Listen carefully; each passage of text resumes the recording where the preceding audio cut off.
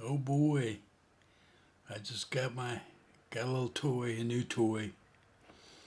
So my u-phoria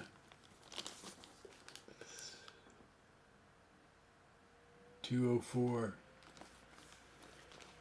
This thing is, from everything I can tell, for the money, is really, really pretty nice. It had some things in it that I wanted. You know, I was checking out the preamps. The Midas preamps are good preamps, so it should be fairly powerful, useful, and quiet, low hiss at the same time. Don't know. Once I get it all hooked up, which will probably be in a while, we will test it out. But right now, we're just gonna open this bad boy up. I got my prison steak knife. Let's see what's going on here. Well, maybe I can really cut myself badly. So,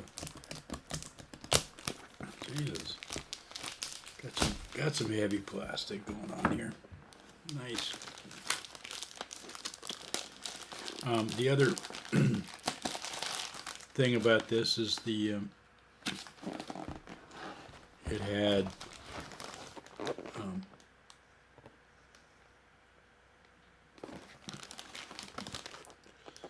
MIDI, right there. Had a MIDI in, a MIDI out.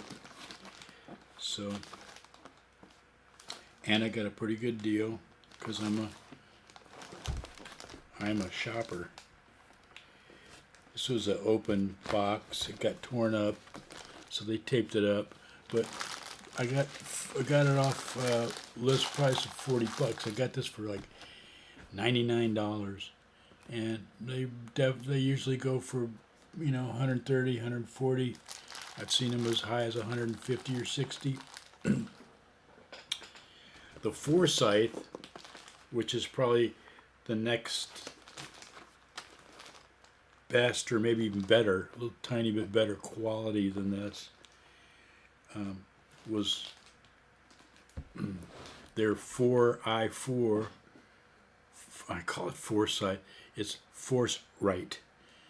The red box, little red box. Everybody's seen them. There's a million of them.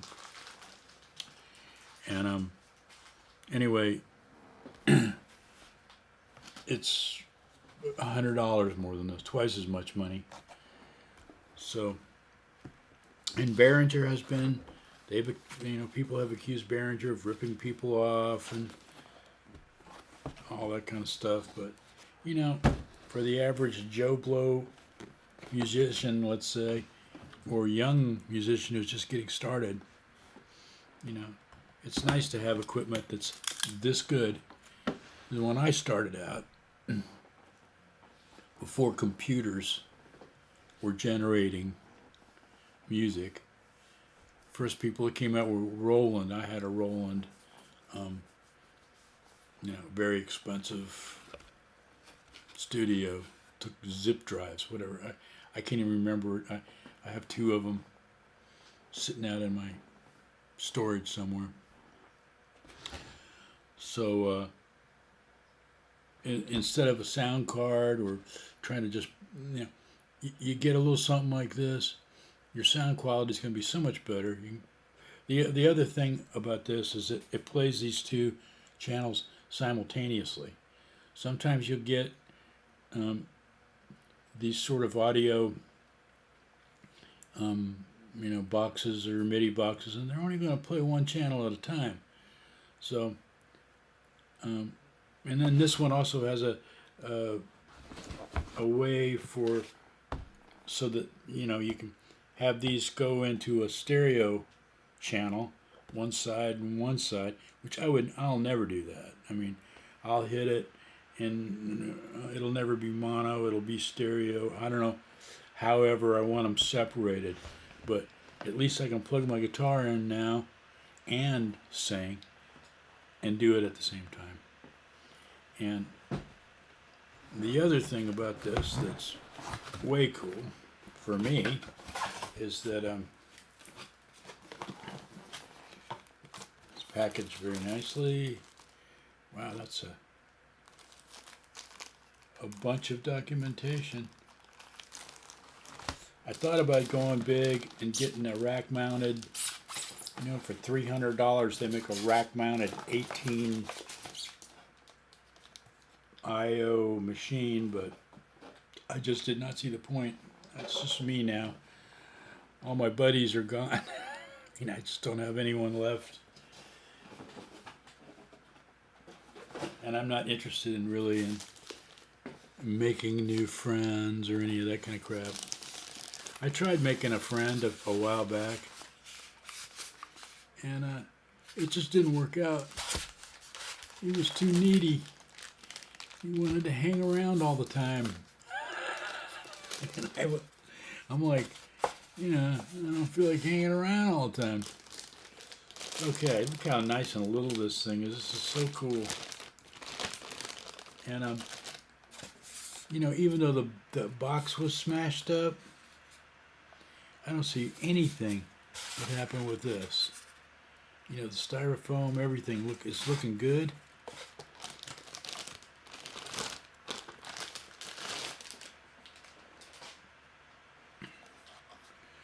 Wow, I can see right off the bat this thing is really well made. Everything's metal. Everything's metal. I mean, all these got these nice little rubber pads on the bottom. Keep it from slipping around. Wow. These are nice and tight. Let me see what these... You know, these buttons are pretty nice too. You know, and I'm assuming that this 48 plus that you need for you know, condenser microphones, cardioid microphones. I can't remember. I think it's condenser microphones. You know, like this one over here, my AKG, which I don't know why. I have tried to. I have tested that against some very expensive microphones, and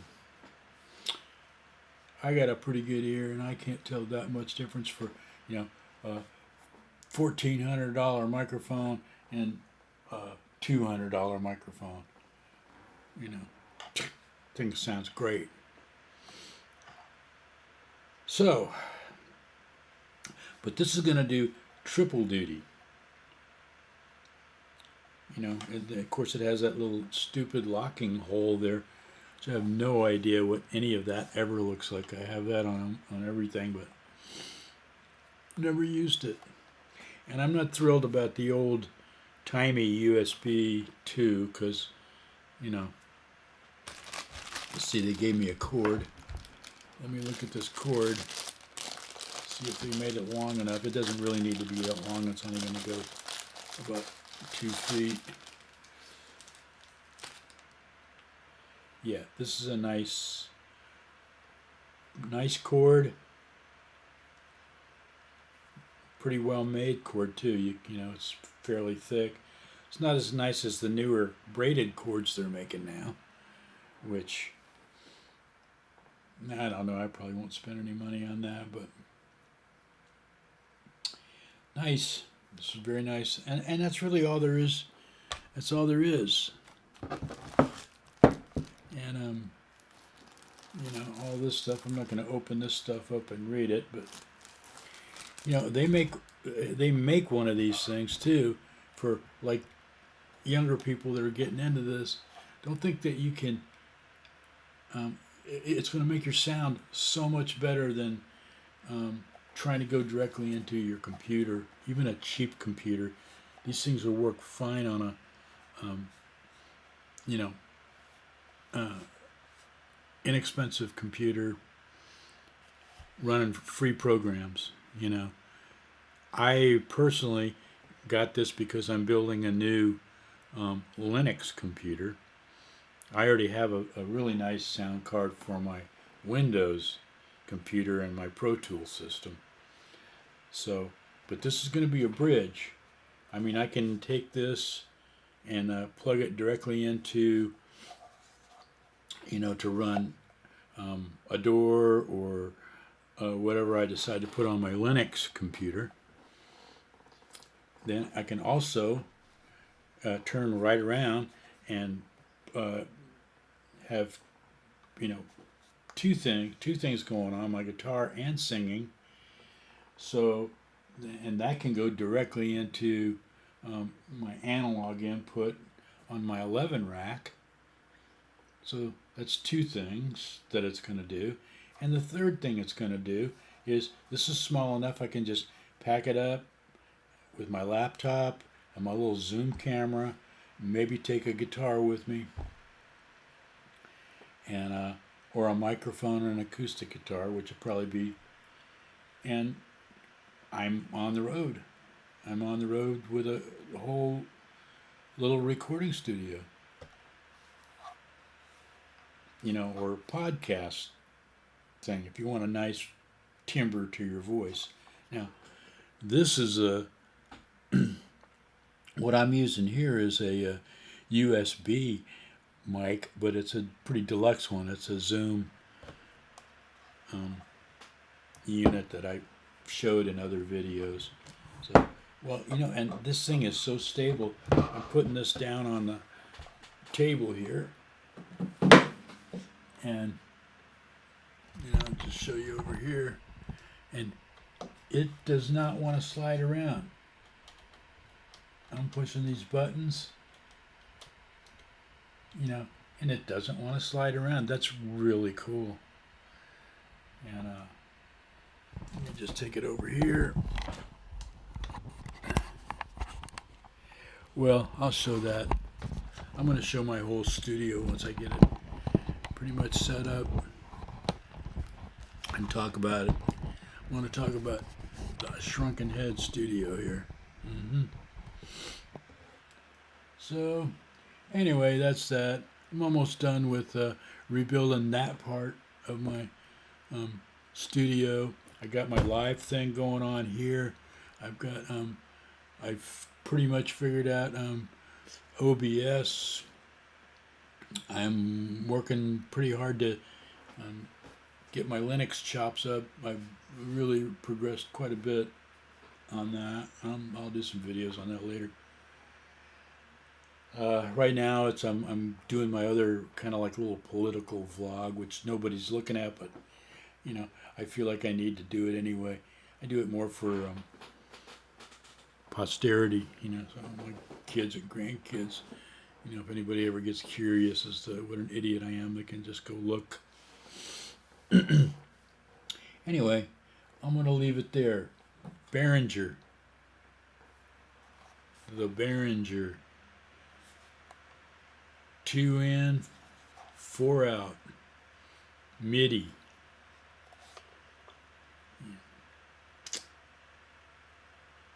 48 volts. Just,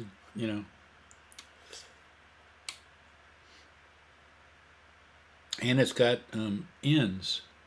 So that I'm assuming that you even though you don't have, well, you have a mix knob here, so you can mix what's going in and what's coming out of the computer.